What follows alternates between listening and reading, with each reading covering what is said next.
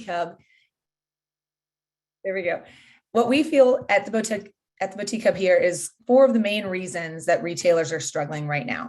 2022 is not going to be any different. They're going to continue. Life is going to continue to evolve very fast. Technology, people shopping online, COVID is not going away, but our consumer still wants to spend money. But our consumer has changed a little bit over the pandemic. And I want to talk about that a little bit here today. So I'm going to go ahead and share my screen and we're going to get started.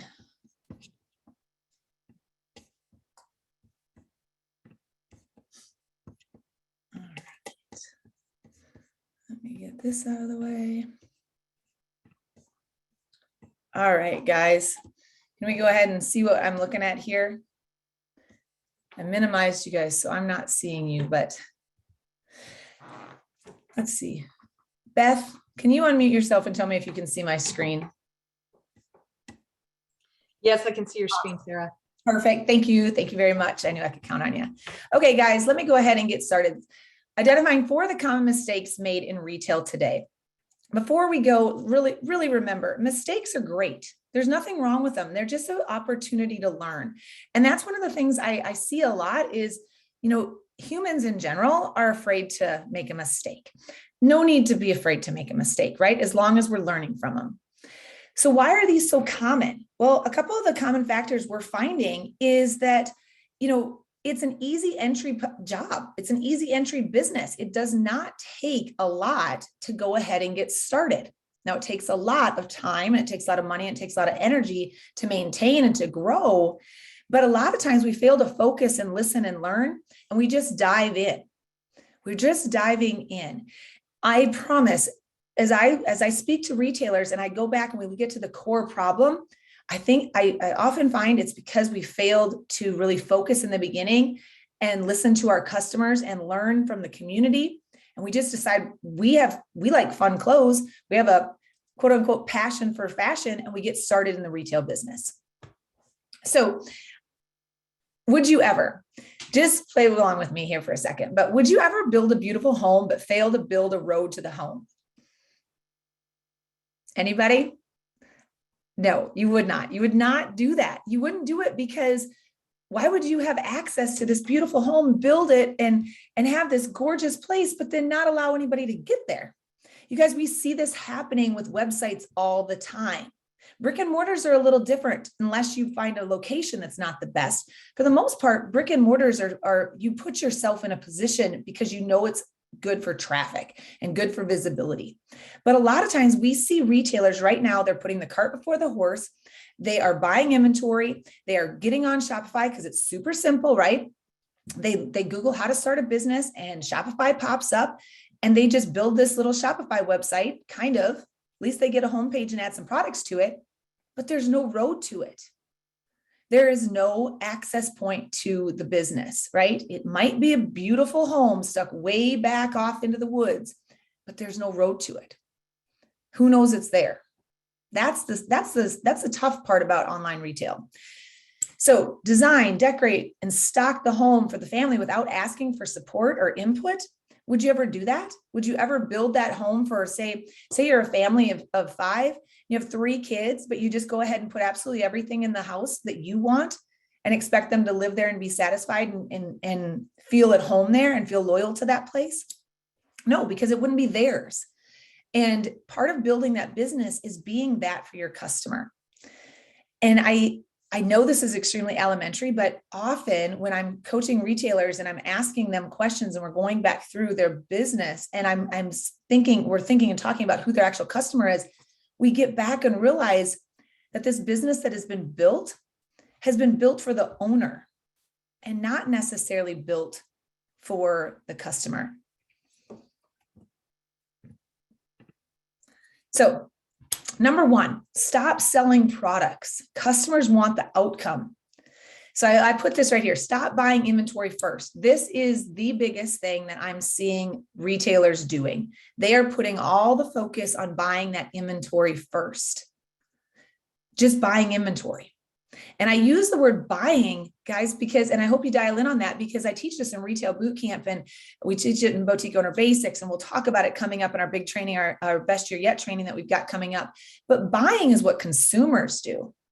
Buying is what I'm doing, buying Christmas gifts for my friends and family. I'm buying something. I'm not investing in that. I don't say I have to go invest in a Christmas gift for my nephew. Nope. I am 100% buying that gift for my nephew. So therefore, when I'm doing that, I expect him to have, enjoy it and use it. I don't expect him to go turn around or me get a return on my investment for it. You as the boutique owner, that's exactly what you're doing. You're investing, say that $15 to $20 on a product to turn around and get a return on the investment because you're selling that to consumer, right? But a lot of times what the retailer is doing is they just see products. They see products and they think, oh, I can sell that. Yep, that's cute. I can sell that, without focusing on that outcome. Customers want an outcome anymore.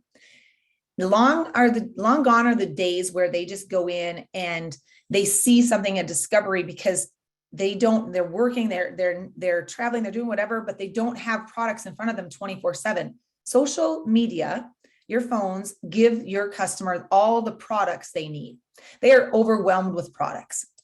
But what do they want? They want an outcome. They want to feel a certain way. They want something fixed, right? They want to have fun. That's what is inspiring them to go ahead and buy. But the retailers, a lot of retailers right now that are struggling are focusing on the product. They're not focusing on this 1, 2, and 3. So example, the cozy warm sweater keeps me warm and soft, right? That makes me feel a certain way. It fixes a problem. And I don't know what is happening with those blue lines and the red lines. Sorry about that. Tires. Are tires fun? No, they're not fun to sell, right? But they sure fix something and they make a customer feel a certain way. It solves a problem. Same with stain removers. Nobody, very few people are like growing up thinking, I want to sell stain removers one day. There's a big business in tires and stain removers. And I knew a rep in Las Vegas one time that sold belts, built a huge business around selling belts. And I remember when I first met them, I'm like, oh my gosh, you sell belts all day. Wow, that's crazy. But he laughed and he was like, yeah, he goes, people need belts. You don't want to walk around with your pants down all the time. And they made a huge business selling belts. It made people feel comfortable. It fixed a problem, right? And that, a lot of his belts were pretty fun. He had an entire division of really, kind of fun, comical belts. But nonetheless, that was an outcome. It was not a product. It was not a product. Raincoats, same thing. People buy it for a function. Funny cards. Ideally, I really don't know what those are for, those lines there. Ultimately, we want to create a solution to a problem. What frustrates your customer? And you guys, in that download I gave you some opportunity to go ahead and print that off and write some things down, like what legitimately frustrates your customer. And I'm telling you, it's not that there's a lack of clothes on the market. I'm telling you, it's not that there is a lack of products. It has nothing to do with that. It is that they have a problem that they need fixed, right? They have, whether it's the way the clothes fit, or it's the way the clothes move with them, or how they can access the clothes, or what they want to look 40, they want to be 40, but they want to be stylish, or they want to have pants that when they kneel down, their butt crack doesn't show, or they want to go from work to night, or they want something that's sustainable. They want to buy American products, right? They want to support a certain type of business. Different things frustrate different customers. So is there a current solution to that problem for that customer? Think about that. Think about your products through that solution set, not about if it's just cute or I think I could sell it. And again, some of these solutions are not sexy. Some of them are not sexy. Think of the car example, right? Think of the car example and the tires. Not exactly sexy. So we got to think like the customer. So let's get to the root of the problem. And I use the word root of the problem because when I talk to stores a lot of times and I ask them, all right, now let's get to the root of the problem. Why do you think this is? Going back to that house example, you build this beautiful home, but you don't build a road to it. You build this beautiful website, but you're not building a traffic plan to that website. But you come to us and say, I don't get any traffic on my website. You come to us and say, my customers aren't buying. Well, the root of the problem goes back to, it's not that they're not buying. It's they don't know how to find you, right? Or they don't have a relationship with you. So this is just kind of a fun example. This is the dandelion example. Sometimes we simply don't see the true problem. Think the dandelion, cutting off the flower doesn't help fix the problem, right? If we just drive around with our lawnmowers all day and just cut this flower off and be done with it, we turn around tomorrow and go back outside and there's the dang dandelion again. And I know dandelions have a lot of health benefits. So I actually thought about this when I put this on the slide, that sometimes dandelions are good. I get it. However, sometimes you look at them and they're a weed and they just keep coming back and causing headache for you, right? We as customers have those problems on the daily. So where's our go-to resource that really gets to the root of that problem and really fixes that for us? That's where the loyalty comes in, right? And people really spend money for that. People spend money to have that problem fixed. So you see the flower and you think that's it. And you think, I'm going to cut that off, but it doesn't really solve that problem. It's a Band-Aid, right? There's no loyalty in that. So one of the things that Ashley and I like to do in Retail Boot Camp, and we do it in all of our courses, we do it in our private coaching here at the Boutique Hub, is the 5 whys example. So identify the problem, right? Identify the problem. Think through a problem, think, what is your customer saying, right? What are they communicating to you? And then ask why. And in the download that you have, I gave you that opportunity to ask that why 5 times. And that is really going to get to the root of the problem. And I want to do this real quick. I want to jump back in here and I want to talk through this with you guys real quick. Somebody give me a problem that you're having in your business right now. Somebody give me a problem. I gave you the example of my customers aren't finding my website, or my customers aren't shopping on my website. Who wants to just participate a little bit? Yeah, go ahead. Hi, my customers are coming to my website, but I'm not selling. Okay. All right. So let's, why do you think you're not selling? Sometimes I think that what I do, because I make my own products, are not for everybody. Mm-hmm. They're not. You're right. Then the price may be a problem there too, because I make one-of-a-kind pieces. Mm-hmm. So those are the things that I'm not converting people to buy my products in my website. Yeah. Okay. All right. So I like what you just said. You said I'm not selling. My customers aren't. They're basically, you answered the question. Some of the people that you're trying to target, you're going too wide, and we're going to get to that here in just a second, right? You've defined your customer but you've not narrowed that down. So it doesn't do you any good to be frustrated if every customer is not buying, because you're not providing a product. You're not providing that outcome that everybody wants. Right? So now it's time to figure out who is that niche market. Who is the niche market? And then once we find that niche market and we communicate with them and we put some, we humanize our brand with them and use words that mean something to that market, then we can dive in and really find out why are they not buying from me, right? Because, my 16-year-old daughter, if you're trying to market to her, that might not be anything that's important to her, right? There's people on this call that if you were to describe your products, they might really resonate and be like, oh man, I want to know more about that. And then there's also people on this call that might be like, nope, that doesn't mean anything to me. And that is okay. There are always Coke people and there are always Pepsi people, right? And that is fine. I feel like in 2020, there was this big move to everybody had to attract everybody. And what happened is we got ourselves so wide and so thin that when we cast this really big net and we're marketing to everyone, we're actually attracting no one. And Ashley and I talk about that all the time. Okay, so right there, and sometimes you don't even have to go 5 deep in this 5 whys, right? But so your thing was your customers aren't buying. And why aren't they buying? Well, they might not be, they're not resonating with what you're offering. Why are they not? Well, I'm targeting the wrong people. I'm trying to attract people that might not be interested in my product, right? So how can we fix that? How can we go out? The solution to that is then, so we've identified it. Now we got to go out and we've got to fix it. We got to get to that root of the problem and say, okay, so now who are these people? How do I attract them? And I gave you an exercise in that worksheet too, to kind of start itemizing out who that customer is. So I would get really down to the nitty gritty and define that customer. Ashley and I have a full exercise we'll do in the Best Year Yet Challenge, and also even further in Retail Bootcamp, that gets you into that nitty gritty. Who is my customer? What is she like? Where does she shop? What's her demographic? What's her age? What's her mentality about life? And how then, since I know her, how can I speak to her? Right?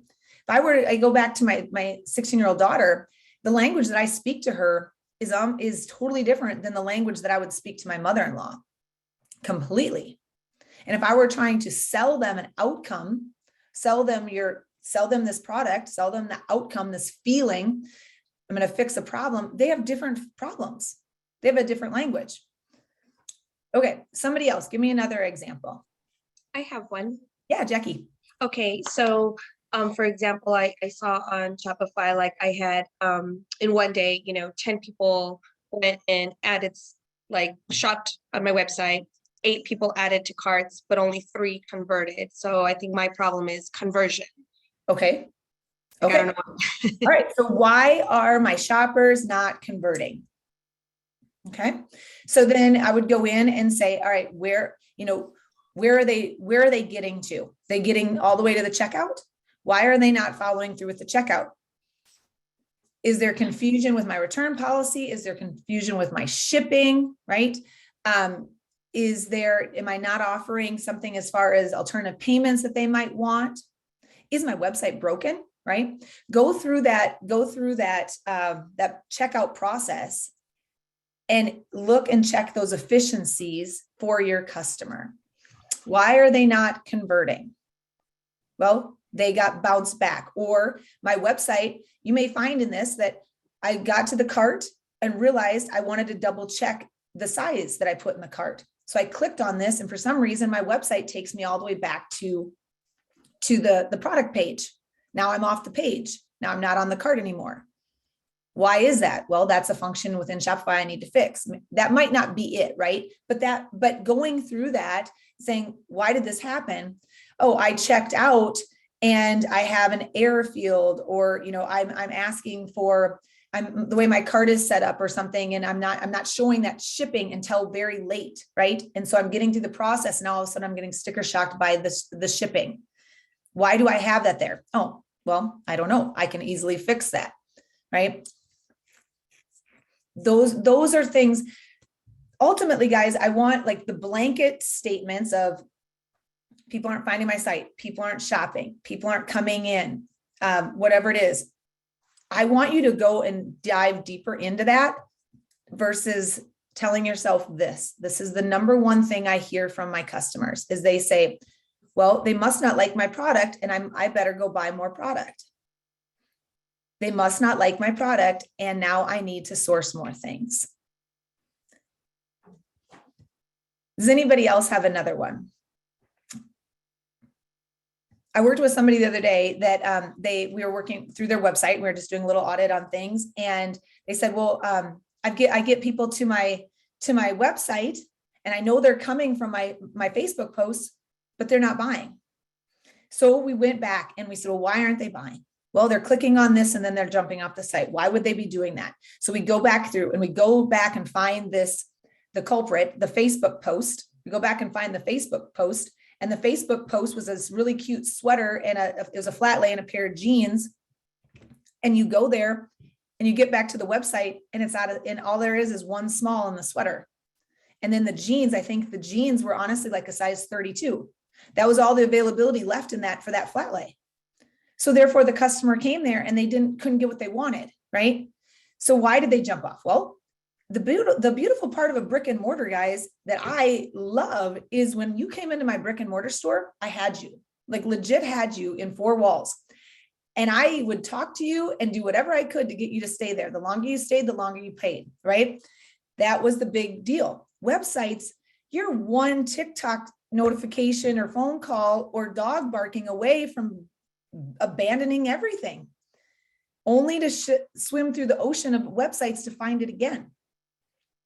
So when they do come, it's really important to make sure we are doing everything we can for ease of them to stay, right? So when you find that you have customers finding your site, beautiful, great. Then dive down into that why. Why are they then not converting? Are they not seeing the sizes, right?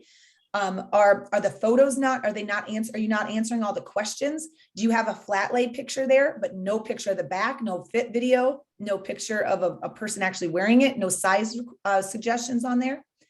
Why is it then that they might not be converting?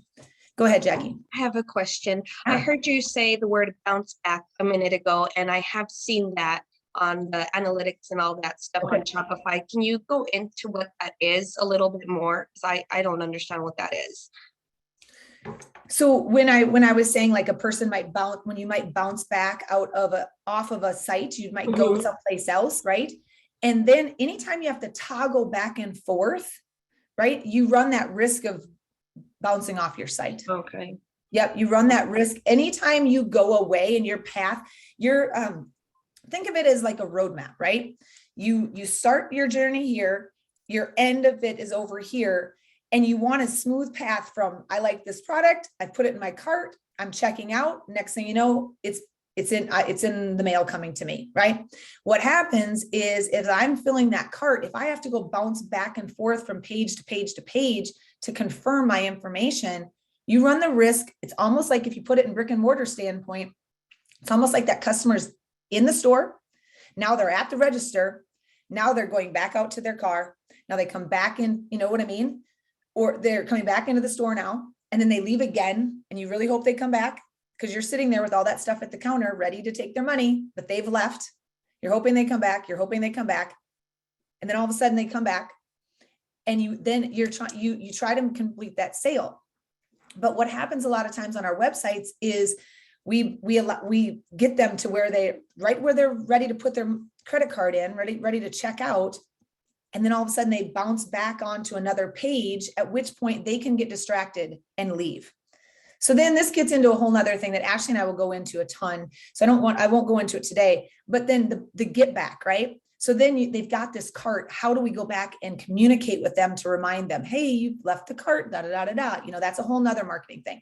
But ultimately, the big thing today that I really want to get through to you guys is digging down deep into the 5 whys of why people are not buying. And I promise you, the majority of the customers or store owners that I talked to over the last 2 years, they're not asking themselves why. They're making an assumption about their products and they just go back to Fashion Go or wherever and they buy more products. And then they just try to continue to tell themselves that the customer that they're targeting, the customer that they're talking to is their said customer. So let me go back and share my screen here, and I'm gonna show you. There we go.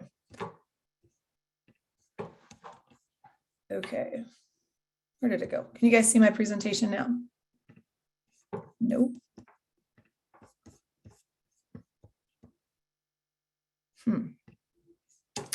Well, that would be that. Hold on. Stick with me. Where did it go?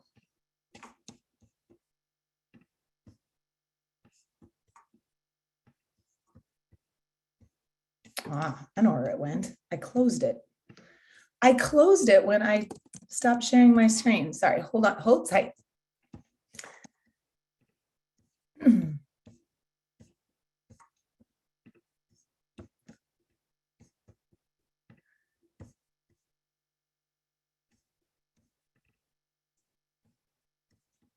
Okay.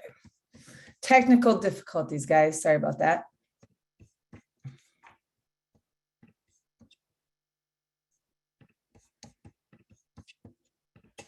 Okay.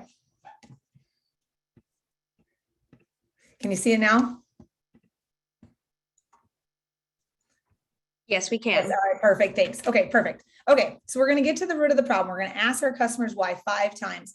On that download, you guys, you have that ability to go in there and kind of start mapping some of those things out. So the other thing I want you guys to do here is humanize your brand and the solution that you provide. This is extremely important because as I was talking about, you get to the root problem. Now we have to change our communication. We have to change the words that we're using with our customers. So we have to build that solution into the message of our daily marketing, right? We have to build that solution word in there. How are you going to fix? What are you fixing? How will you make them feel? Will they have fun? We joke around about this, the little black dress that a retailer posts on social media. But ultimately, guys, I know why we say little black dress. It's because I've been there and we run out of time. And we just got like 6 boxes from UPS and we want to get all of that on the website. And we want to get it all on social, and our creativity, we've run out of time. And so it ultimately becomes the little black dress. The little black dress, here it is, $49.99, little black dress. And we leave it up to the doctors and the bankers and the teachers and the stay-at-home moms. We leave it up to them to decide how it's going to make them feel, what problem it's going to fix, what the function of it is, right? We leave all of this up to our customers. And guess what? That would be like the CPA accountant leaving all the tax stuff up to you. That's not your gift. That's not what you know. You are not blessed with that. So we have to humanize our brand and make sure that it is super, super obvious what solution you're offering for your customers. So who is your customer? Who is it? You guys, I guarantee you, for a lot of you listening today, and I love that some of you guys have not even launched yet, but your customer today is not the same customer that it was 6 months ago. And it very well might not be the customer that you thought it was and you wanted it to be.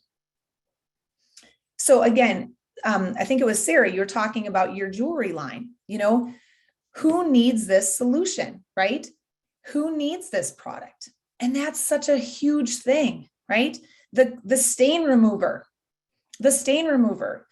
there's a marketing effort behind every stain remover that's super powerful because I don't need it every day, right? But when I do need it, I want to trust quickly that this is the product I need that's going to fix my problem, and I'm going to buy it. I am going to buy it. I'm going to pay money to have my problem fixed. So again, stop buying the inventory first. So here's a couple things to keep in mind. Hint, this person might not be who you think it is. Again, when you market to everyone, you reach no one. And this goes back to what we were talking about earlier too. Clearly defined is not narrow. So in 2021, in Retail Bootcamp, we talked a lot about this. Less is more. Find that niche. You guys, look at this, trendy, affordable online boutique. If that is what you're hanging your hat on, you guys, it's not unique enough. It might have been unique enough back in 2016, but it is not unique enough now. If you are a brick and mortar store that makes people feel good about themselves, I like that, but there's got to be more to it. There's got to be more to it. Think web developers. I say this, I bring this example because I work with a lot of web developers, because I work with a lot of store owners that want to start their own website, right? Or start a website. And so we work with different website developers, and this is their claim to fame. We build beautiful websites. Great. Don't you think everybody should be building beautiful? Who in the world is going to market that we build ugly websites? Nobody. Shouldn't that be a given that the web developer builds beautiful websites, builds beautiful functioning websites? What I'm saying is our marketing efforts have got to be unique. We've got to narrow down our market, laser focus on the type of customers that we're going to serve and the types of problems we're going to solve. And a lot of times we just get too wide and too broad, and we really don't target anybody. So just a few tips on finding the right inventory. Now I think it's time that we can talk about investing in inventory. A couple of things on that worksheet, you guys, I gave you a bunch of going to market tips, and these are good for online market as well as brick and mortar market. And in the best year yet, Ashley and I are going to cover a lot more about open to buy plans, budgets, financials, projections, all of that. That'll come later. Today, I really just wanted to kind of talk over some high level things where I see retailers are making mistakes when they're sourcing their products. So please keep in mind, there's a lot of options out there. It's not just those first few things that come up when you Google wholesale fashion. Here's my thing. And I put it on here as a tip number 1, avoid fashion goes best of best. If you are spending every moment of your day sourcing products out of the best, and then you are the one that comes online and says, why are nobody buying my products? Everybody has the same things I do. Well, you just answered your question. If you're spending all your time in the best of the best, and every other retailer is spending their time there too, the consumer's saturated with that product. They've seen it, because guess what? Fashion Go's also going to send you those stock photos, and that same retailer that gets busy and puts a little black dress on the website will also use that stock photo. So it's the same stock photo and pretty much same cut and paste description. So it does not solve the needs that we talked about in problem number 1 or 2. My tip number 2 here is avoid investing by price alone. I see a lot of people that say, or I hear a lot of people that say, well, that was only $6. So I can sell it. It's only $6. It's only $10. Well, let me just do this. You guys, I talk about sell-through a lot in Retail Bootcamp. And I wrote down a few things here. So say you have $5,000 or 5,000 products, right? Stop sharing this real quick. Okay. Who just thumbs up, who likes to talk numbers, right? Because we're in this to make money. So I'm going to give you just a little bit, and this is just chicken scratching. This is basically selling through. So you have 5,000 pieces, quantities, right? 5,000 items in your store, 5,000 items in your store. And the cost on those is $10, right? Cost on those is $10. So you've invested $50,000 in cost in products, right? Does anybody know what a good sell-through rate is? Like percent of those to be sold through? I read recently that 60% of your inventory should be your sell-through, but I'm not sure how accurate that is. All right. Hey, perfect. Let's use that. Let's use 60%. Belle, if you did 60%, you're selling 3,000 of those items. Okay. So when you sell 3,000 of those items, they're $10 at cost.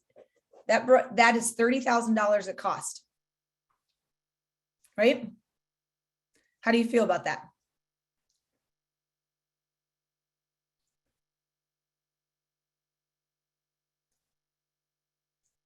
How do you guys feel about it? How do you feel about it? So we've sold $30,000. I have $20,000. Yeah, you do. Yes, you do. We have, all right. So now we're like, okay, and Belle, you're not wrong. Like throughout the year, I like to aim for 80 is my comfort zone. 80 is my comfort zone. But you guys, I'm not going to lie, 60 is pretty normal, especially 60 when we're not targeting our right customer. Excuse me. Sorry about that. So crap. Now what are we going to do? Right? So we brought in 30 and we got all these other bills to pay. And we're sitting on $20,000 worth of inventory that's just sitting there. Right? So we're sitting on 2,000 pieces that's sitting there. And what is it doing? Come on, Retail Boot Campers, what is it doing? Nothing, taking up space. Heck yeah, it's taking up space. Not only is it taking up space, it's taking up my energy. It is draining Sarah's energy because every flipping day I look at it and I'm thinking, that's 20 grand, especially today. That is 20 grand that I can't use to pay down my loans, or I can't take my kids on vacation, or 20 grand that I can't put back in better inventory for spring, because pretty soon people are going to want spring. So how does this happen? It happens by us not sourcing the right inventory. It happens by not knowing who that customer is. It happens by just providing a product and not sourcing and providing a solution to our customers. So if you guys are watching right now and you're like, this is not rocket science, you're absolutely 100% right. It is not rocket science. But what happens is we get caught up in the shuffle of it all and the hustle and bustle. And we're like, yeah, oh my God, that's cute. That's only $10. I can sell that. Oh, the vendor says this is a good seller. I'll buy that. Oh, it's on the Fashion Goes best of the best. You bet. I'll get it. That's what happens. We get caught up, our adrenaline gets pumping and rolling, and we just start buying and not investing. So I won't hammer on this much longer, because I think that example really hits home. When you start talking money, it really hits home, right? And so the scary part of that is when we do that 60% sell through, we did that, like we sold those all at 100%, right? Full retail. And we all know that might not be what happens. So, all right, let me go back here and I'm going to share my screen again. Okay. So again, avoid forgetting who your customers are. So learning from unsold inventory. I know I can't see your screen, Sarah. I'm sorry. Oh, thank you. Thank you for letting me know. Oh, okay, here we go. Now? Nope. What? It's just black. It's black. Gosh. Okay.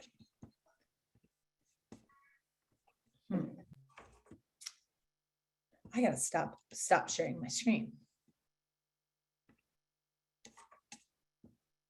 Okay, let's try this. I get excited and I want to talk to you guys, and then, okay, can you see this now? Yes. Yep. Yes. Back. All right. Thank you. All right. Okay. So I know this is probably a question in the chat. I haven't pulled those up yet, but I will look at that. But learning from unsold inventory. So guys, again, I said it in the beginning, mistakes are not bad as long as we learn from them. As long as we learn from them.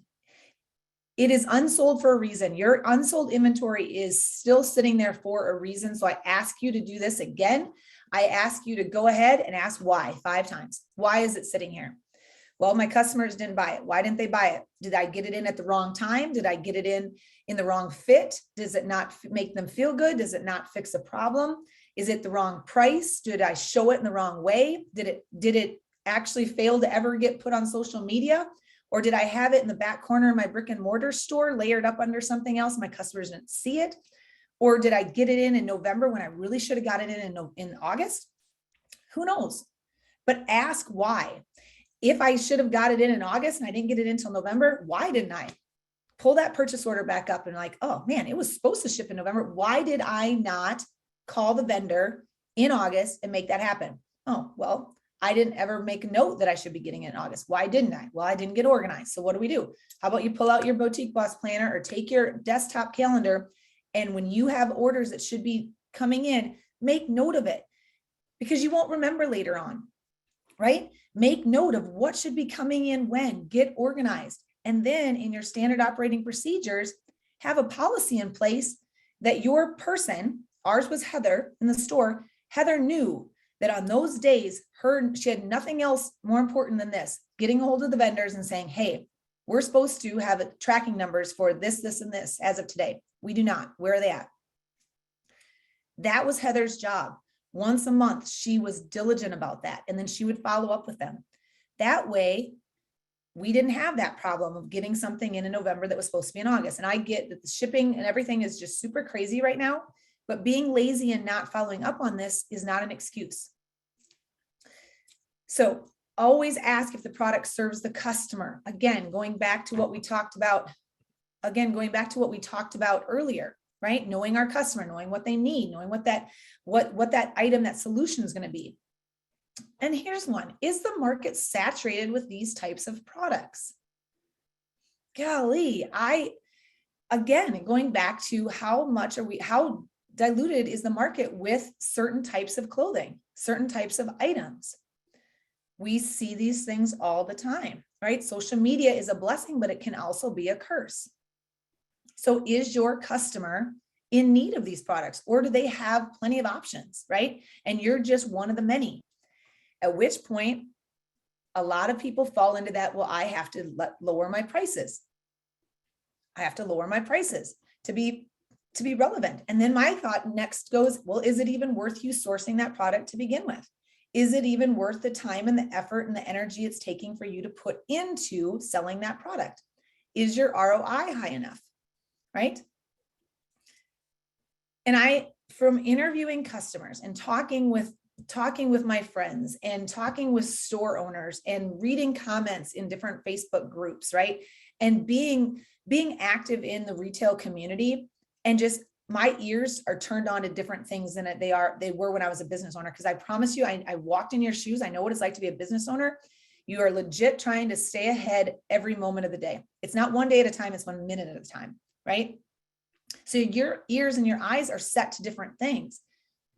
Take yourself out of that role and put yourself in the shopper role. Put yourself in the shopper role at least once a week and think, what is the customer thinking, right? When you see a customer pick up something, touch it, turn it around and put it back, that's a feel issue. Radar in on that right away.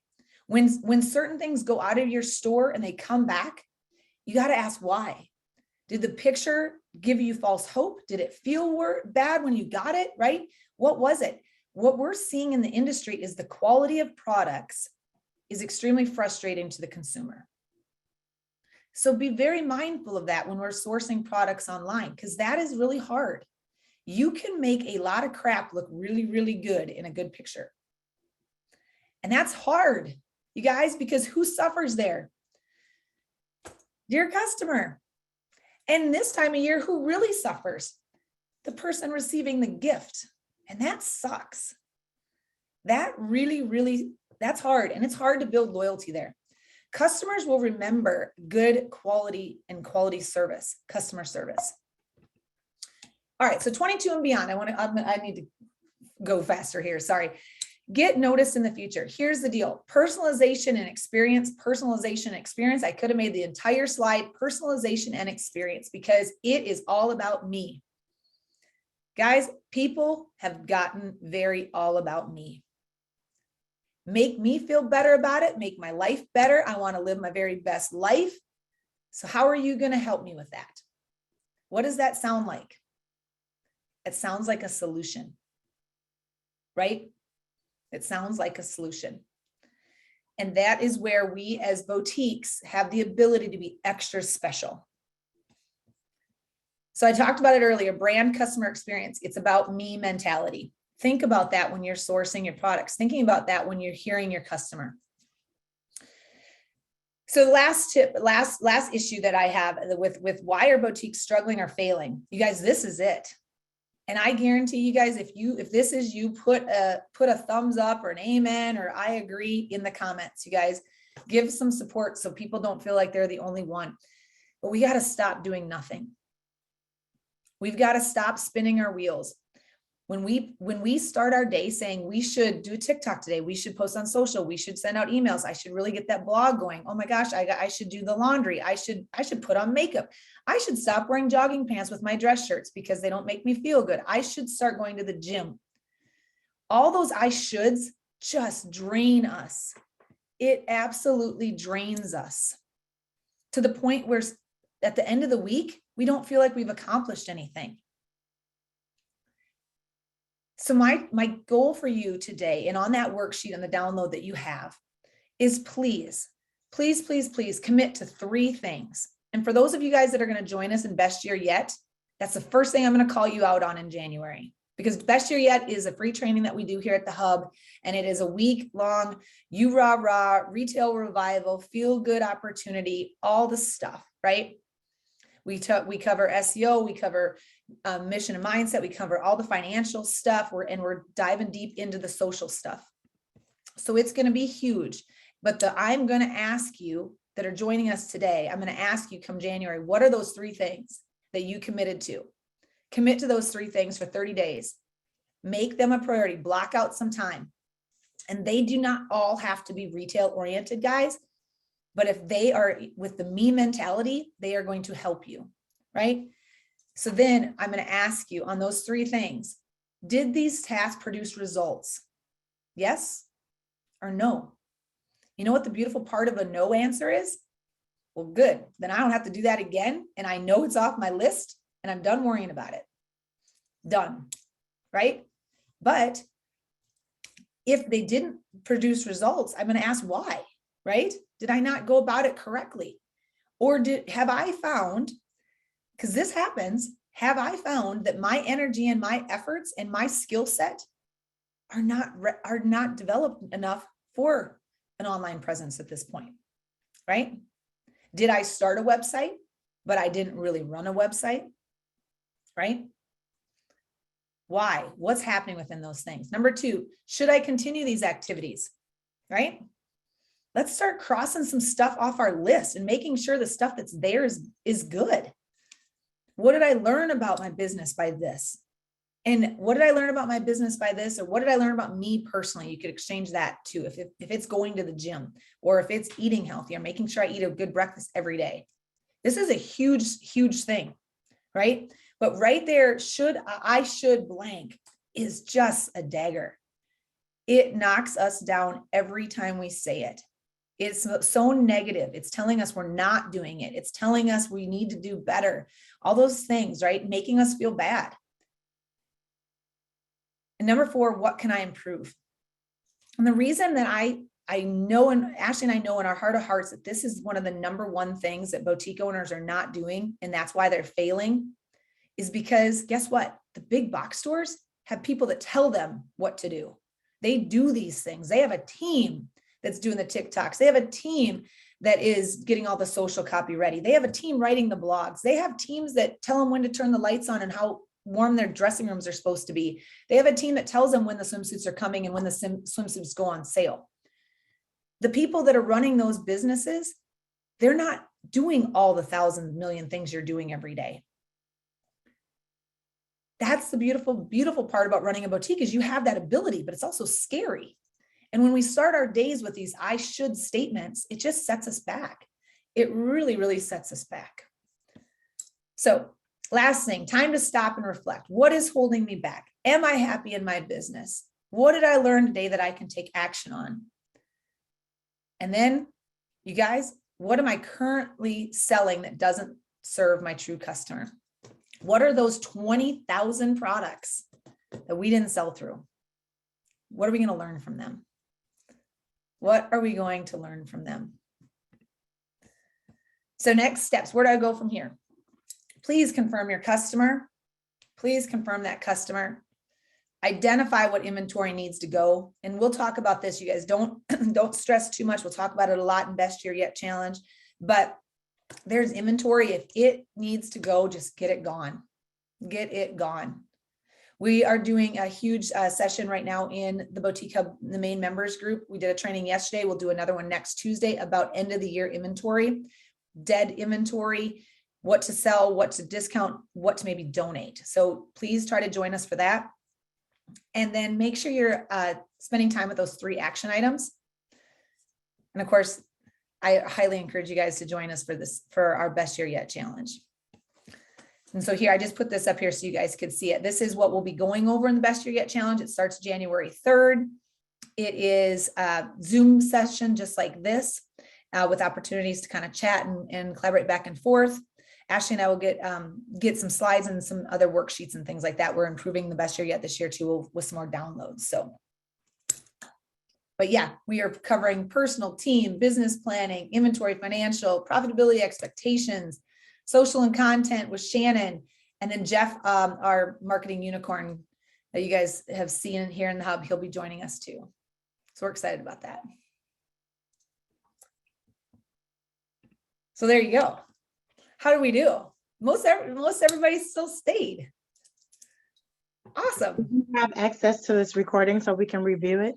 You bet. Absolutely. It is going to, I recorded it in Zoom, so it just takes a little bit for that to upload, and then we'll send it out. And we'll also, I'll send that, the email of the PDF, the download for you too, in case for some reason you guys didn't get that. It was posted in the chat here earlier too.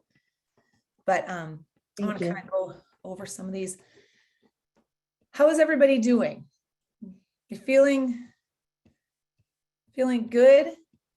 I'm feeling good. There was a couple of questions I saw in the comments that I thought were, I know you're going to go to it.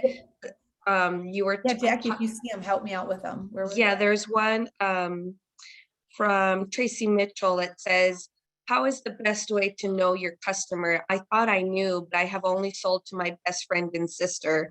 And I think a lot of us, like myself, I'm running into that where my mom is my best customer now, which is fine, but Not sustainable. does that go down to your niche? Does that, what Yep. does that fall on? Yep, absolutely. Okay, so one of the things I would say is let's dive down into who she is, right? What does this person like to do? Where do they like to shop? What do they like to do with their free time? Do they have a lot of disposable income? What is their lifestyle like? And for those of you that are Hub members, we have a download in the training library that is all about identifying that customer. And in the download I gave you guys with this webinar, I asked a few of those questions, like ideally, what are their pain points, right? And one of the best ways to figure this out is get with whoever you think your core customer is right now, and just ask them this question: what frustrates you about shopping? And then stop talking. And then when they start talking, say, what else? And then ask what else again. That's basically the same thing as the ask why 5 times. You guys will be amazed how many times you use that ask why 5 times across the board. You're going to do it with your family. You're going to do it with your kids. You're going to do it with, you're going to ask yourself that question when you're shopping somewhere, like, why do they do that? Why do they do that? Why do they do that? Right? And you will realize there's a lot of things being done out there with zero thought put into it at all. Right? So you want to be the one that goes above and beyond that. But for your needs, finding your customer, figure out who that person is, and universally, they all have something in common. And what that common denominator is the problem that they need solved. It's as simple as that. It is as simple as that. But yeah, I would highly encourage you to dive down in there, have a customer interview with your customers, finding out what they're struggling with, what they like, what they don't, what their passions are, what types of buying styles they have. And then when you find those commonalities, capitalize on it, right? Shift that humanization of your brand marketing to that type of person. All right, let's see what else we got in here in the questions. I love that you guys are introducing yourselves. That's awesome. Perfect. And if you guys have some questions you want to ask me verbally, please go ahead. They don't just have to be the ones that were dropped in the chat. I have a question. It's a little bit on topic, kind of. I'm going to kind of jumble a couple questions into one. So I'm kind of wondering, and obviously it has a lot to do with the size space that you get, but what is a good way to determine how much inventory you would need starting out in a brick and mortar? We're not starting on an online presence. We're looking to open a brick and mortar in around August of 2023-ish. And I'm just kind of like, we're doing trainings and everything right now to make sure we're prepared. And I'm following the Profit First module, and I'm having a hard time determining how much we should spend in rent versus how much we bring in. I did have a 60% sellout, so I did change that to 80, what you said. And I have 38% going to OpEx, which kind of to me doesn't look like enough. So I'm not really quite sure how much I should expect for rent and initial inventory cost. All right, great questions. Let me go into, let me talk through something real high level, right? So your first question was, how much inventory should I be bringing in? All right. So I will just say, I like to do simple math. I am not a math whiz, but if I said to if my family and I sat down and said, okay, I'm going to do this business, right? Or if I'm a single person and I'm going to do this business, whatever it is, but I need to generate 40 grand a year. I need to generate 40 grand a year. Simple math tells me that my take home, my profit from a successful business should be 10%. So if I need to do 40 grand in a year, that tells me I need to do $400,000 worth of sales in a year. Okay. So then when that's a quick way to just start there and work your way backwards, right? So if I'm going to do $400,000 in a year, that means I'm going to do X amount in a month. That means I'm going to do X amount in a week, right? And in order to be reaching these goals, say if you're just going to do, say doing it at 50%, right? Say if I want to have $20,000 months, that means I am going to be selling $10,000 worth of product each month to bring in $20,000. Now I coach to a higher markup than that. But right now, it's better for you to just wrap yourself around a few numbers, right? You're not wrapping yourself around anything that's being written in stone. This is just very helpful for you to So kind of. I had the profit as 15%, so I could mark that down for beginning to 10.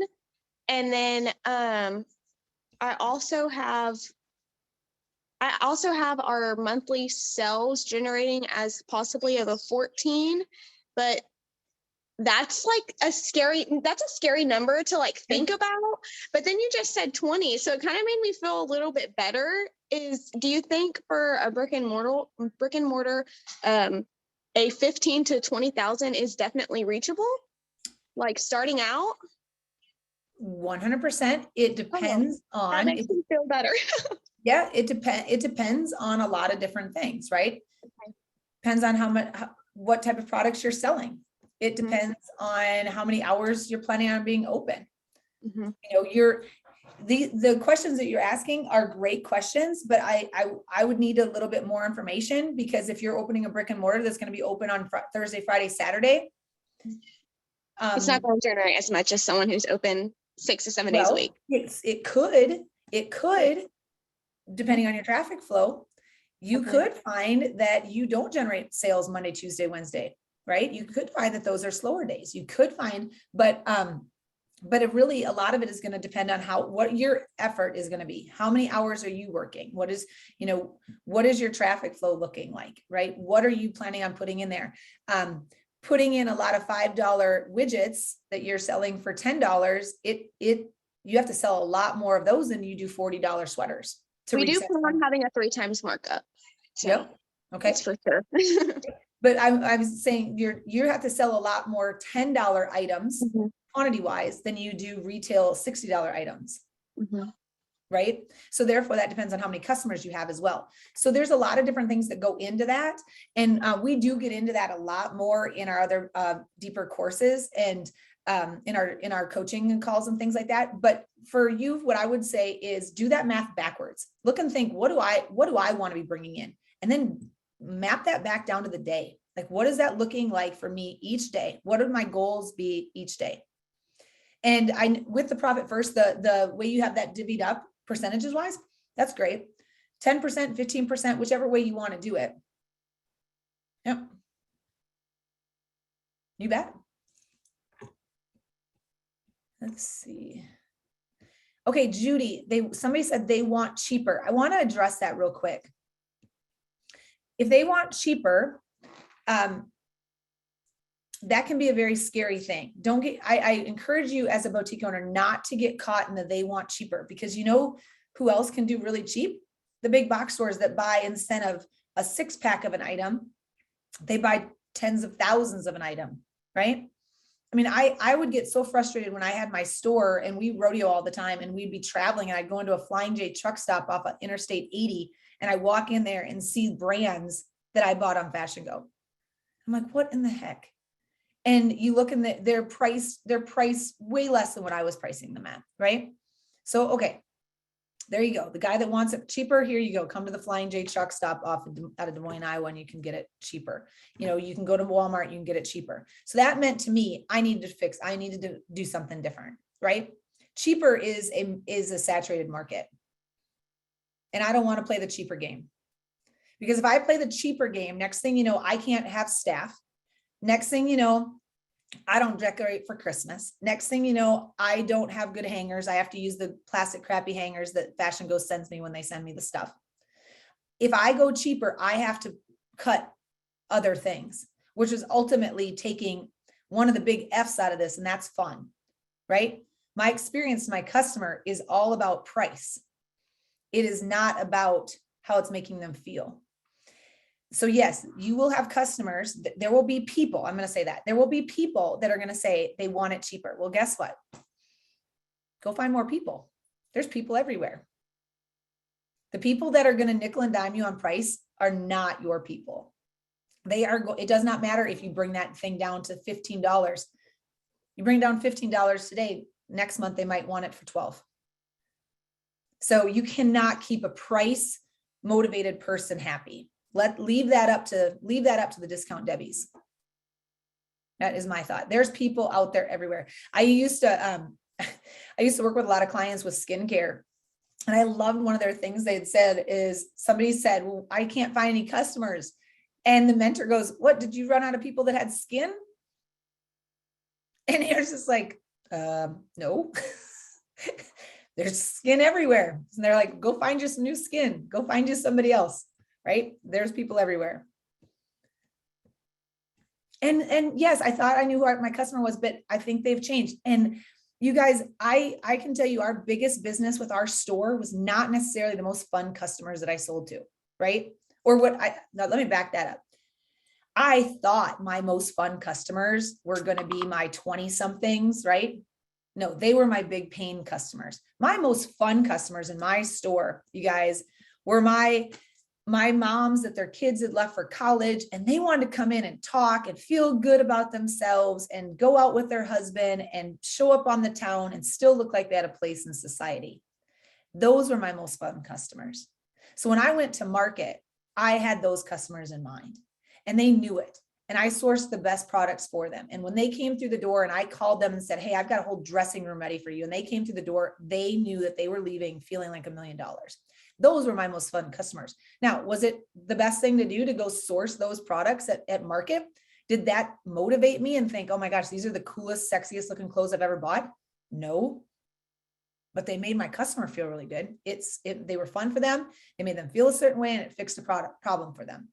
And they paid me big money for that, right? When I walked into some of those vendor booths at market, and that's on the tip sheet on the download that I gave you too, about conversations to have with vendors. So I hope you guys utilize those next time you go to market.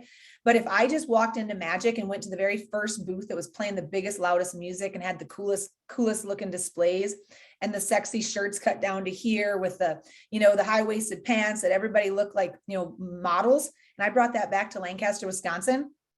My customers would be like, okay, so should I wear that to the sports bar for the Badger game or the Packer game? Because that's kind of what our social life's like here.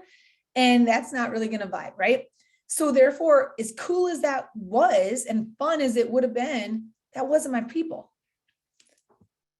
So yeah, your customers very well might change. How do you recover from doing these things you're saying? I feel like I've been doing everything around. Judy, awesome. Okay, so how do you recover from this? Slowly, right? Slowly, but go ahead and just two things that you can do. Judy, I don't know if you're online or you're brick and mortar. If you are still on and you want to unmute yourself and we want to talk through this, I'd welcome that. But a couple things. I'm online. You're online. Okay. Yeah. So Judy, are you saying that you have products that you're like dead zone products? They're not moving. Your customer is not buying them because they're the wrong product for your customer. Yes. Yep. Okay. Perfect. So therefore, a couple different things. Are you in the boutique hub? No. Nope. Okay. We have an inventory exchange group in the hub where your products very well might be products that another store might want, right? So we have an inventory exchange group that would be a good de-stash area there. But something else is be very vocal about it. Like even go do a pop-up shop where you think these customers, where you think these customers might be, or reach out to other stores and say, hey, I've got some unsold inventory that is just killing me. It's not what my customers need. I need a fresh start. Or reach out to your accountant and say, where am I at book wise? Where am I? I have dead inventory. This inventory is not what I need. I need to just move it out. It is not my customer. I made a mistake. Your accountant very well might say you're positioned to write off X amount of dollars in inventory, right? It'd be okay for you to take a donation. It's yes or no, right? Okay. That is not, I don't recommend doing that with everything. But the next thing that I find that there's most success in is just be very honest, right? Be very honest and say, look, we're shifting. I'm posting this. This is all $5. This is going away. My loss is your gain. And just own it.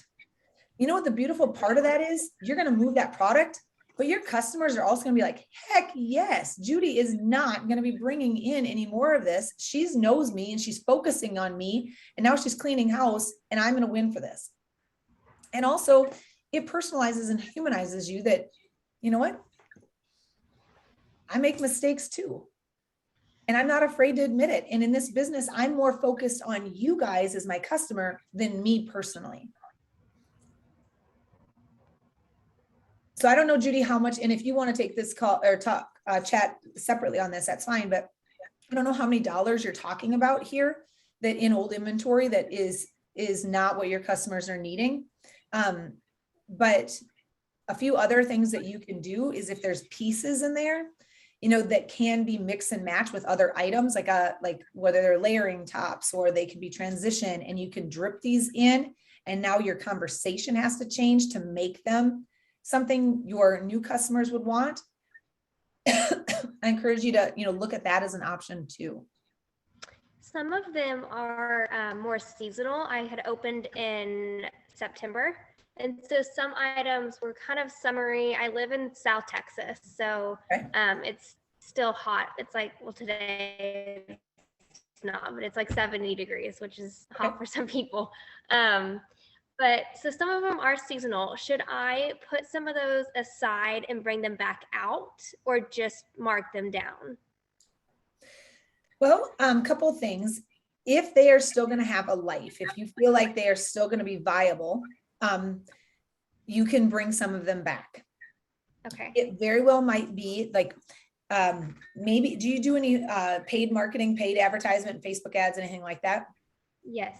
Okay. So it might be one of those things that you look and change up your audience a little bit, right? If you know that there's somebody else that might demo a different area that might need something like that at this time, you could do that. But I look at it and we're into December already. And I know stores even here in Wisconsin are going to be bringing in some spring goods for our February snowbirds that are going to be going away. So when those snowbirds come your way, you know, maybe that's the market that they're looking for. So depending on what your products are and who that market is, those are questions I can't answer without seeing it. You know, I'd leave that up to you.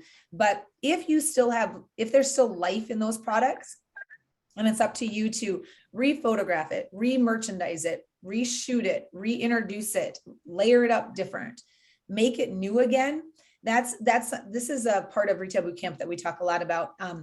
Making your products new again, giving them life. Oh my God, that happens so many times in our store where we would have like a onesie twosie of something left and we'd go layer it under a blazer or a cardigan, or we'd move it in the store and do something different with it. And our VIP customers that were in the store every week would come in and be like, oh my gosh, is that new? I've never seen that before. And you're like, literally has been here for a year. Okay, perfect. Thank you. Goodbye. You know, and then they buy the item and you're like, wow, didn't think that was going to happen. You know, so if the product is still viable, try to get as much life out of it as you can. Okay. Yeah. Thank you. You're welcome. Somebody in the comments said I wasn't able to sign in to get the download. Will this be emailed after the webinar? Yes. Amy, you were on this webinar, you have got the Zoom link for the webinar, so you should get an email with the download, and it's also in this chat. Okay. Sorry, I didn't mean to interrupt anybody. Somebody was going to ask a question. How much is the event that you're putting up on January? It's free. Yep. It The is best year yet challenge. Yep. It's free. It's free. Yep. Okay, thank you. You bet. And look for information. We'll be sending out all sorts of information about that. That launches very soon as far as just the sign up, but it is free. Yep. January 3rd. That's coming up. Holy smokes. All right. Meg, thank you very much for the comment. Yeah, go ahead, Megan. So I specialize in like I'm a Western inspired boutique. Okay. And I know that there's like a whole bunch of different types of Western fashion. But how would you suggest standing out in a market that is so oversaturated, but yet vendors don't really cater towards it that much yet? Okay. So you're more on that Western side, and you're trying to stand out in what you feel is like a saturated market with who? Just everybody having the same thing, since there's a lot of hard, I guess with buying inventory, a lot of the stuff's the same right now because only certain people can get stuff in. Or I guess customers want something that they saw from another boutique, and then it's hard for you to sell it because you get it in because you're asked to sell it, and then it doesn't sell well. I guess it's I just a little saw that hard. in a question here also. I forget who asked it. Like one of the biggest struggles we have, guys, is that customer comes in and says, oh man, if you would have had it in green, I totally would have bought it in green. And you're like, yeah, the rookie retailer runs in the back room or gets on the phone and immediately calls the vendors like, I need that in green. The seasoned boutique owner says, oh, really? Because green is not very popular this year. That's why we have it in da da da da da. So yeah, get it in whatever, but yeah, that's kind of a kiss of death, and that is hard to do. So I highly encourage you, when a customer asks you to do that, understand that not only do you have to get that one item in green, you got to get 6 of them. So now you have to have 11 new customers, 5 or 6 for the color that you bought in, plus 5 more for the one that the other 6 that you get. And hopefully she does buy the one, and she probably is not. So ultimately that's a risky business. But here's my thing on that. I am seeing in the Western side of things, and I'm going to just go ahead and say we're being blessed right now with the Yellowstone show, that Western fashion is crossover, and it has been for years. And then when you take pop culture and you cross over artists, that whole craze, they're not country, they're crossover country, whatever it is. That whole argument is the boutique owner's dream, because now it's up to you to take that crossover fashion and sell it to them as Western, but it isn't, right? Mm-hmm. It's a whole new look that you're taking and adding some turquoise to, or some, silver jewelry to, or you're adding something to it and you're throwing a hat on or a different belt, and it's Western. That's how you're unique. You go ahead and think outside the box, get away from what everybody else is seeing. Don't spend time just sourcing products everybody else is buying, and think unique and think niche and get creative and crossover. You guys, when I had this store, I don't know if anybody knows the brand Simply, but it is a very expensive line. It's very mature fitting. It is beautiful. It is something you could literally run over with a car and it would come up looking amazing. And I sold that to some of our higher end Western wear buyers or customers as Western, just because of how I accessorized it and what we did with it. So it can be done. It's just, I would encourage you to get creative as crossover. Okay, perfect. Thank you. Yeah. And how do you do that? Do you buy at Dallas? I have gone once. I'm going again in January. Okay. My tip on buying at Dallas for you is head straight to the 15th floor. Okay.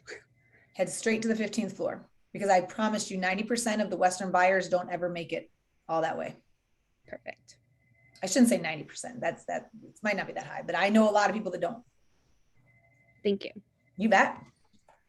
When is the retail boot camp? I think you only do that once a year, correct? We do it twice. We will launch that the end of January and it starts in February. I think our first coaching call for that is the very first part of February. So you'll start to see information being dripped out about retail boot camp sign up. And once you have that, you have lifetime access to it.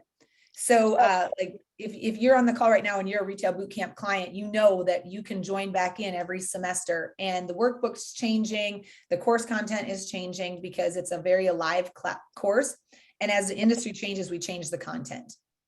Do you happen to know how much it is off, or is it not out yet? Nope. It's $19.97. Okay. And there is a payment plan for it. You can break that up in 3 installments. But like I said, once you are in, you're in forever. So as I always like to say, your cost per wear of the course is very low. Because the installments like throughout a year or 6 months, 3 months, you know how it's broken in? Yep, it's for 6 months. 6 months. Okay, thank you. You bet. Yeah, I say it's like the cost of a good winter coat. Go ahead. Is that per team, or is that cost per person? Per team, per account. Yep. So Kayla, if you want to buy it and have your manager go through it with you, you just one person buys it. Yep. Okay, perfect. I do have another question. Yeah. Right now we're based online, and then we're also doing vendor events. So we have not made any sales online, but we are doing very well, I think, in person. We are doing a lot of drawings to collect emails and things. It was helping at the beginning, but now we're not seeing any, what do I want to say? We're not seeing any sales with that. Is there anything that you would recommend being in person to collect customers to get more sales flowing? More sales flowing on your online site. Yeah. Yep. Nope. Absolutely. So gathering their emails is really good. I love QR codes. I like QR codes at your vendor events. They're super simple to create. You guys create a QR code straight to your website, and encourage them to scan that when you check out. Maybe you can put it, if they scan it and they get that onto their phone, then you give them a discount. Don't have to do that. Put it on a business card, put it in every bag that you hand out at at your vendor event, hand it out to customers. QR codes are really, really quick and easy. Through COVID, everybody knows how to use them, and you can create them free online. So that's a really good way to do it. The other thing, giveaways and contests and all of those things, I think there's a lot out there. You just have to make it easy. You have to make it easy and not getting lost in the weeds. But then the other thing I highly encourage you to do is, even if you did it once when you launched your site, go back through and ask customers, or ask your friends, or ask your kid's teacher or whoever it is, say, hey, please just jump on my site, go through it. I'll give you a discount, or I'll give you a free t-shirt or whatever. Just go through it and tell me where's it bad? Like where's it not working? Sure. And now with the QR code, I'm sorry. Go ahead. With the QR code, do you want it to be led straight to your website or to something specific? That depends on you. If you're going to do it to something specific, you better have a lot of that inventory. Because here's the thing, if you lead me to this navy blue silk shirt on a QR code, I fall in love with it. Maybe it's you have it on a mannequin at a pop-up and it's awesome. And then you give that QR code to 100 people, and by the time I go to it, there's no stock in it. I bounce. Yep. Okay. Yep. Perfect. Yeah. Was there any? Thank you so much. Hey, no problem.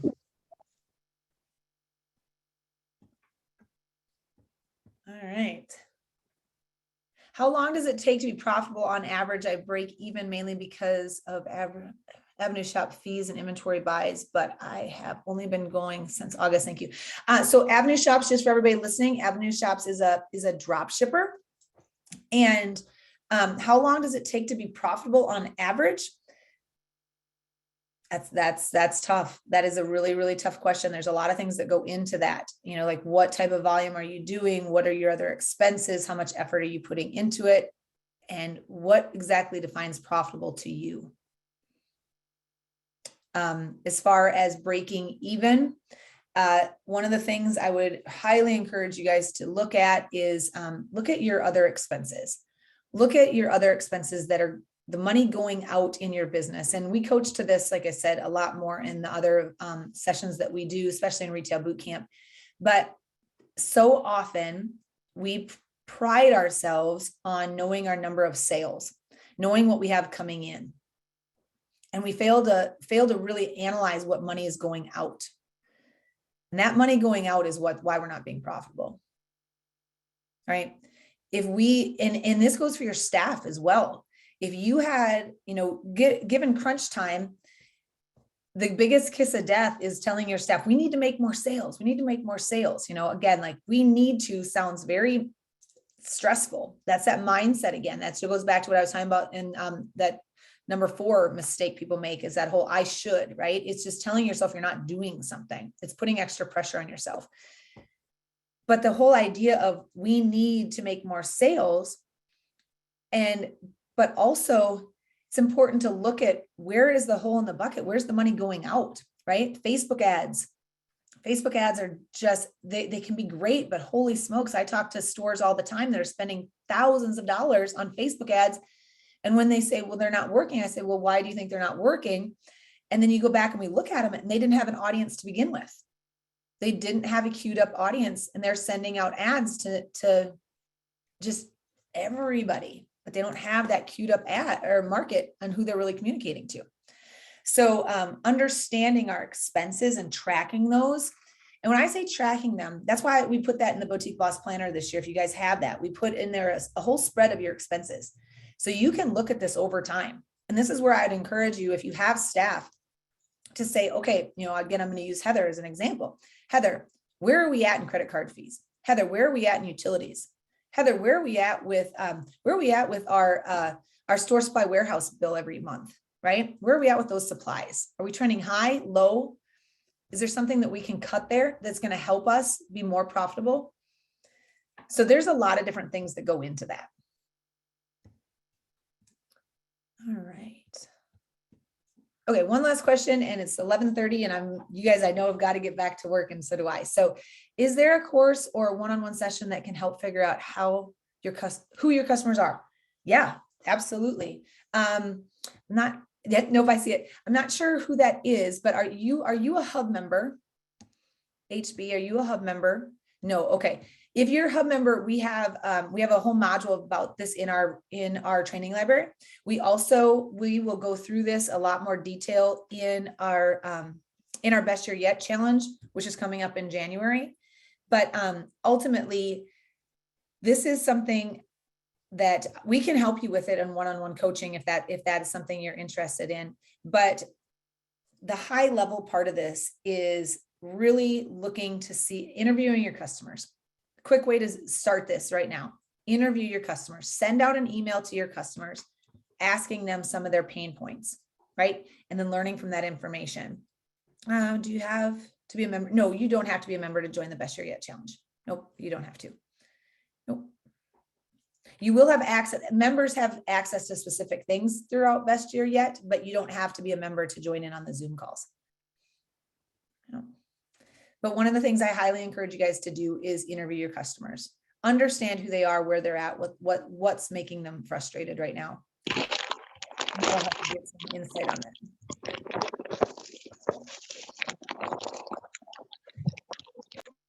All right. Hey, Ula, I see Ula joined. Yay. All right. Did anybody else have a question?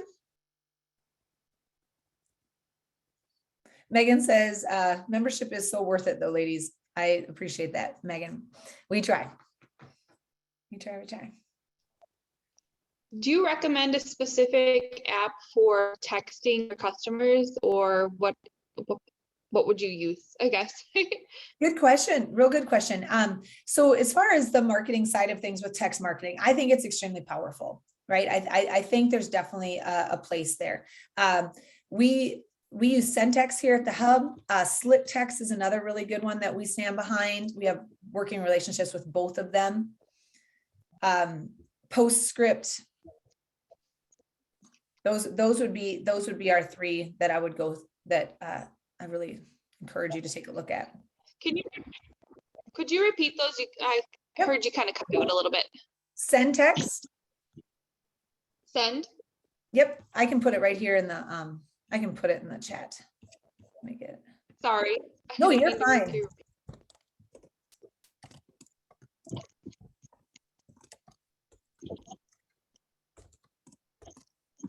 There you go. Oh, sorry. It does you it. so It wants to autocorrect that first one. There you go. Thank There you. you go. You bet. All right, guys. Well, I will jump off here, but please, if you have any questions, don't hesitate to email me and figure out what those 3 action items are going to be that you guys are really going to take action on. And I will call you out on those best year yet. And please, I would love it. I would really, really love it if you messaged me what those were going to be. You know why I think that would be so important? And I hope you blow up my inbox.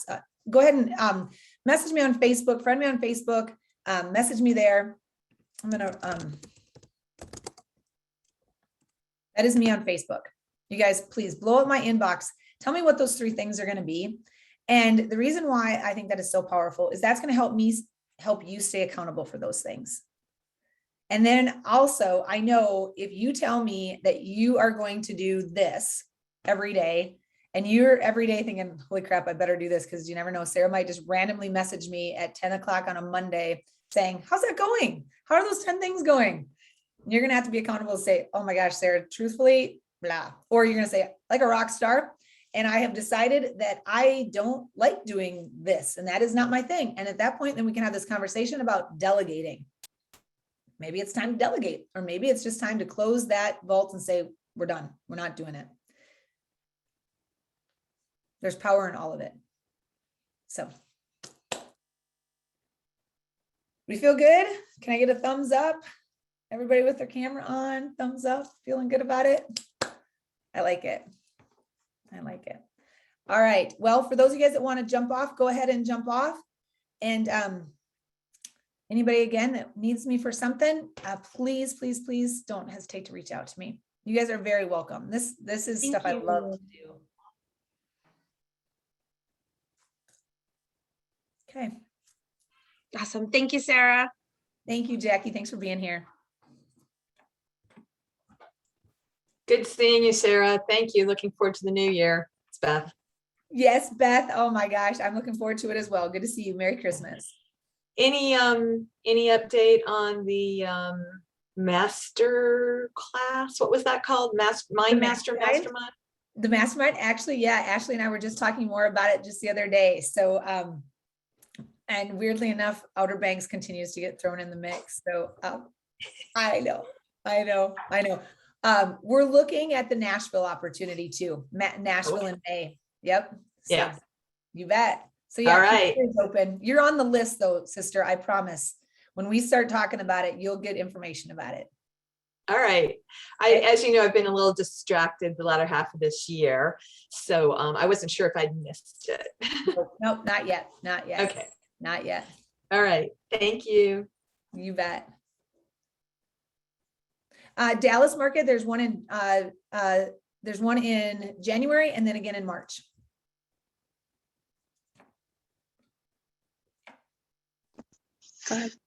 Hi, Sarah. Hi. Hi. I'm wondering, what is the best questions to ask when looking for an accountant? Ooh, ask them if they know anything about retail. That's a big one. Okay. When you're looking at looking for an accountant, the big thing I'd urge you to ask is if they know anything about retail, because you want them to understand inventory. You want them to understand the needs of ebb and flows of inventory in your business throughout the calendar year. Okay. And where that falls on your assets. and liabilities, because that's a really big thing. So ultimately, that if they understand retail and they can talk to you through the what your inventory is as far as your assets within your business, they're a much better candidate.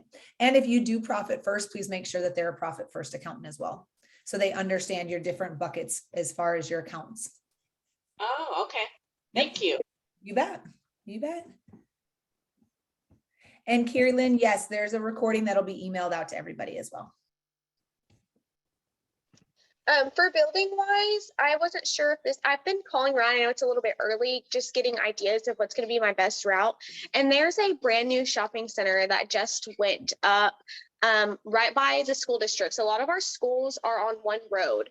So I found it really amazing that people who don't live in the area, like teachers, like there's going to be so much traffic through there. But because it's a new building, they actually reimburse you about $30,000 and you have to build the inside yourself ahead of time. But they said most of the time it normally costs double or triple. Is that an investment that's worth it to lose?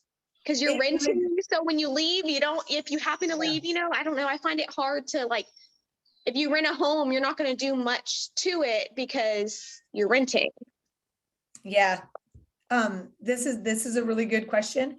I like to think that rent should not be more than 10% of your income. I love that. Thank you. That's a really good place to start. Another place, this is not answering your question directly, but I would look to your local community as far as bounce back grants right now. There is bounce back grants all over the country for moving in brick and mortars into spaces that have not been accessed through COVID. So if this particular thing might not fall in that bucket because it's brand new, but there very well might be some money available. They're through bounce back grants. That is something you could talk to your local chamber about, your local city administrator. But as far as, is it a wise investment to build out a retail space on your own? If they're giving you 30 grand, that's nice. It's not going to cover a lot. When you do build it out, I would be very specific with your landlord of what is yours. If you're putting in the light fixtures, can you take those? You'd be putting them permanently. And they said I had to do like electrical, the HVAC, plumbing, all of it, like everything. Yeah, So, that sounds risky to me. okay, that's what I thought. I just wanted to make sure I wasn't being too like until HVAC system. You had me until the HVAC system, and then that's where the starts rolling. Okay, thank you so much. Beth, you overachiever. You already sent me your 3 things. That a girl. Woo woo. I love it. I love it. Megan did too. I'm seeing them rolling in. Perfect. Are those all right grants able to be used for, like, if you wanted to do a mobile unit? That's what we're kind of leaning towards. Do you know? I don't know that, Kayla. I'm not sure. I know I'm on our city council here in our community, and we've given out 10 bounce back grants, all $10,000 a piece within the last 6 months.